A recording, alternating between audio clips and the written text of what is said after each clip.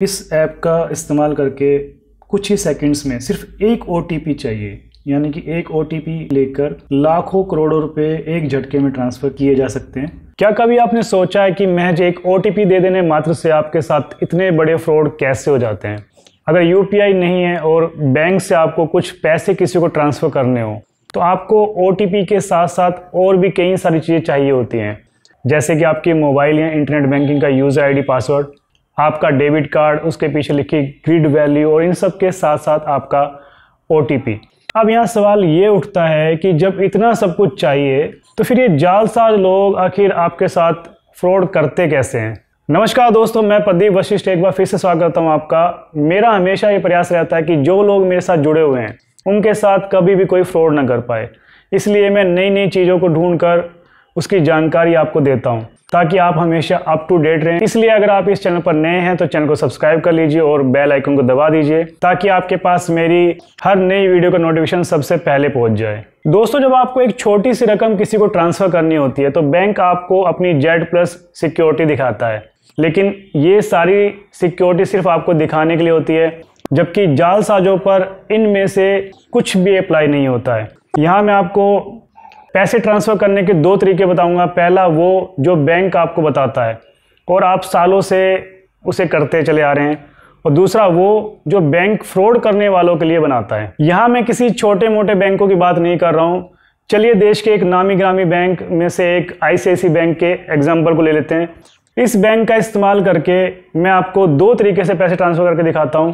पहला वह जो आम जिंदगी होती है जो कि आप करते हैं, दूसरा वह जो कि मेंटोस जिंदगी होती है जो कि जालसाज इस्तेमाल करते हैं। अगर मुझे किसी को पैसे ट्रांसफ़र करने हैं तो सबसे पहले मुझे बैंक का एक एप्लीकेशन इंस्टॉल करना पड़ेगा, और ये एप्लीकेशन तब तक काम नहीं करता जब तक कि मेरी सिम उसी मोबाइल में ना डाली हो जिस मोबाइल से एप्लीकेशन को चलाना है।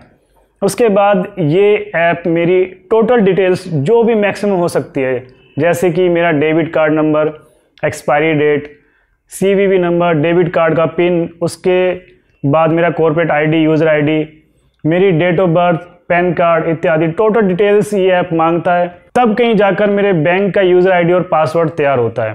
तो यहाँ हम बिल्कुल श्योर हो जाते हैं कि इस ऐप को हमारे अलावा कोई और तो बिल्कुल एक्टिवेट कर ही नहीं सकता। उसके बाद अगर मुझे किसी को पैसे ट्रांसफ़र करने हैं तो पहले मुझे उसको बेनिफिशियरी ऐड करना पड़ेगा, मुझे उसकी बैंक डिटेल डालनी पड़ेगी, जैसे कि bank account number, IFSC code, नाम इत्यादि। इसके बाद मेरे पास एक OTP आता है जिसको डालने के बाद वो बेनिफिशियरी ऐड हो जाता है, लेकिन अभी भी उसको पैसा ट्रांसफ़र करने से पहले कूलिंग पीरियड है, उसे पास करना पड़ेगा। आधे घंटे बाद जब मैं उसको पेमेंट करता हूँ तो बैंक मेरे से मेरे डेबिट कार्ड के पीछे लिखी ग्रिड वैल्यू मांगता है।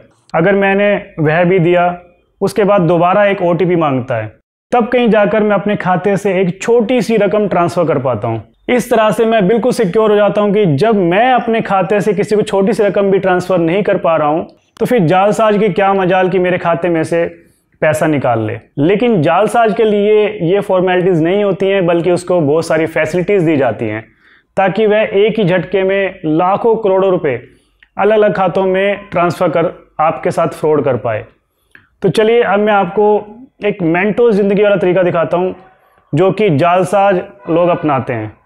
तो चलिए दोस्तों, मैं जल्दी से आपको दूसरे वाले तरीके का इस्तेमाल करके बता देता हूँ। तो ये वो एप्लीकेशन है जिसका नाम है वांगी। जैसा नाम है अजीब सा, वैसा ही इसका अजीब सा काम है।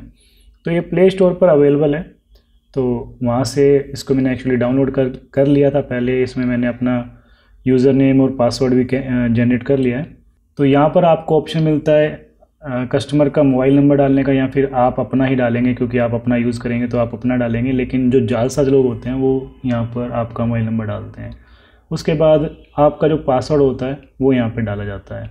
तो मैं सिक्योरिटी रीज़न से मैं काफ़ी चीज़ें ब्लर करने वाला हूँ, तो आप समझ जाइएगा कि मैं उसमें कुछ मेरे सिक्योरिटी रीज़न्स हैं जिसकी वजह से मैं इसको ब्लर कर रहा हूँ। तो जैसे ही ये लॉगिन होता है आपको आपका बैलेंस दिखा देता है, और उसके बाद में नीचे ऑप्शंस आते हैं इसमें ट्रांसफ़र करने के लिए। तो जैसे कि नीचे ये एक क्विक पेमेंट का ऑप्शन दिया हुआ है, तो इस पर क्लिक करते ही ये एक इंटरफेस खुल जाता है, और इसमें आपको बेनिफिशियरी ऐड करने के लिए ऑप्शंस आते हैं। तो वैसे तो मेरे बेनिफिशरी इसमें ऑलरेडी ऐड हैं, लेकिन मैं आपको एक नया बेनिफिशरी ऐड करके दिखा देता हूँ कि कैसे बिना OTP लिए और बिना 30 मिनट का टाइम फ्रीज टाइम लिए आपका बेनिफिशरी इंस्टेंटली ऐड हो जाता है। तो यहाँ पे जो साइड में प्लस का मार्क दिया हुआ है इस पर आपको क्लिक करना होता है। उसके बाद सबसे ऊपर मोबाइल नंबर आ जाता है। इसमें आप कोई भी अंक डाल दीजिए, कोई फ़र्क नहीं पड़ता, 10 डिजिट के होने चाहिए। उसके बाद आपका IFSC कोड आएगा जिसको आपने पेमेंट ट्रांसफ़र करनी है। उसके बाद बैंक अकाउंट नंबर, बस आपको ये बेसिक्स डिटेल्स डालनी है और सेव पर क्लिक कर देना है। जैसे सेव पे क्लिक करेंगे आपका बेनिफिशरी ऐड हो जाएगा। तो देखा आपने, ना तो कोई OTP इसने मांगा, ना 30 मिनट्स का मुझे फ्रीज टाइम दिया और इंस्टेंटली मेरा बेनिफिशरी ऐड। इस ऐप का इस्तेमाल करके कुछ ही सेकंड्स में सिर्फ एक OTP चाहिए, यानी कि एक OTP लेकर लाखों करोड़ों रुपए एक झटके में ट्रांसफ़र किए जा सकते हैं। तो मैं आपको वो बल्क ऑप्शन दिखाता हूँ कि किस तरह से बल्क ऑप्शन का इस्तेमाल करके और इसमें से पैसे इकट्ठे एक साथ सिर्फ एक OTP की सहायता से ट्रांसफ़र किए जाते हैं, वो भी अलग अलग खातों में। तो यहाँ पे देखिए बल्क ट्रांसफ़र का ऑप्शन आया हुआ है। तो इस पर जैसे क्लिक करेंगे तो क्लिक करने के बाद यहाँ पे आप कितने भी पेमेंट्स ऐड करते जाइए, मतलब रिकॉर्ड्स दिए हुए नीचे कि इतने सारे पेमेंट्स आप इकट्ठे सेलेक्ट कर लीजिए। सेलेक्ट करने के बाद में और सिर्फ एक ही बार ट्रांसफ़र करना है और उसमें एक OTP आएगा, सिर्फ एक OTP आएगा। उसी एक OTP की सहायता से कितनी भी पेमेंट आप कर सकते। तो मैं आपको करके दिखाता हूँ। तो अभी मैं इसमें से कुछ जिनको मुझे ट्रांसफ़र करना है मैं वो सिलेक्ट कर लेता हूँ। अलग अलग बेनिफिशरी हैं तो मैं अलग अलग बेनिफिशरी को सिलेक्ट कर लेता हूँ। तो इसकी लिमिट नहीं है। अब मुझे सिर्फ प्रोसीड टू पे पे क्लिक करना है और जैसे ही क्लिक किया उसके बाद सिर्फ एक OTP आएगा, यानी कि इतनी सारी पेमेंट्स के लिए जितनी मर्जी डाल लो उतनी सारी पेमेंट्स के लिए सिर्फ एक OTP आएगा। यानी कि आपने पूछा था ना 27 ट्रांजैक्शन अलग अलग उस मुंबई के व्यापारी के साथ जो फ्रॉड हुआ तो कैसे की गई, तो वो 27 ट्रांजैक्शन इस तरह से की जा सकती हैं। अब सिर्फ एक OTP आया, ये मेरे दूसरे मोबाइल पे। एक्चुअली मैं सावधान रहता हूँ, मैंने अपनी जो सिम है वो एक कीपैड वाले मोबाइल में डाली हुई है ताकि मेरे साथ कभी ऐसा फ्रॉड ना हो। तो मैं आपसे भी कहता हूँ कि आप भी हमेशा जो अपनी सिम है एक कीपैड वाले फ़ोन में डालिए जिसमें इंटरनेट ना हो। तो मेरे पास OTP आ गया है। अब मैं जैसे इसको मैं OTP डालूँगा, सबमिट पे क्लिक करूँगा, प्रोसेसिंग पेमेंट दिखा रहा है और ये एक झटके में सारी पेमेंट मेरी हो गई हैं। तो दोस्तों कहने को तो ये जो एप्लीकेशन है वो आपकी बैंकिंग को बहुत ही आसान कर देता है, आप बहुत आसानी से ट्रांसफ़र कर सकते हैं, लेकिन इसके साथ साथ ये जालसाजों के काम को भी आसान कर देता है। यहाँ पर आप ध्यान दीजिए कि जालसाजों को बस आपका ये पासवर्ड हासिल करना है। अब तो इसको लेने के लिए अगर उनका IT सेक्टर में अच्छी बातचीत है तो इसको लेना उनके लिए ज़्यादा मुश्किल नहीं है। वो आपके मोबाइल में कुछ मालवेयर वगैरह भेज के या फिर कोई ऐसा फ़िशिंग लिंक भेज के आपकी स्क्रीन को कैप्चर कर सकते हैं, जिससे कि आप जब भी नेक्स्ट टाइम इस एप्लीकेशन को यूज़ करते हैं तो पासवर्ड डालते हैं तो उसको आप वो देख सकते हैं। या फिर कोई ऐसा कीबोर्ड आपने इंस्टॉल कर लिया उनके कहने पर जो कि आपके जो पासवर्ड्स है उनको सेव कर रहा है, तो तब भी आपका ये पासवर्ड ईज़िली उनके हाथ में पहुँच सकता है। तो अगर आपको इस एप्लीकेशन का इस्तेमाल करना है तो बहुत ही सावधानी से करना होगा, अदरवाइज़ बहुत रिस्क पे आपका अकाउंट चला जाएगा। लेकिन यहाँ पर आपके मन में एक डाउट ज़रूर आया होगा कि आप तो इस तरह के ऐप्स को यूज़ नहीं करते, तो फिर इस तरह के ऐप पर यूज़र ID और पासवर्ड बना कैसे। तो यहाँ मैं आपको बता दूँ कि वांगी जो है एक थर्ड पार्टी ऐप है, पर उसने काफ़ी सारे इंडियन बैंक के साथ में कोलैबोरेट कर रखा है। इस ऐप के साथ में आपका यूज़र ID और पासवर्ड क्रिएट करने के लिए सबसे पहले बैंक एम्प्लॉइज़ आपको एजुकेट करते हैं या फिर फोर्स करते हैं और बताते हैं कि कितनी ज़्यादा फैसिलिटी आपको इस एप्लीकेशन से मिलने वाली हैं।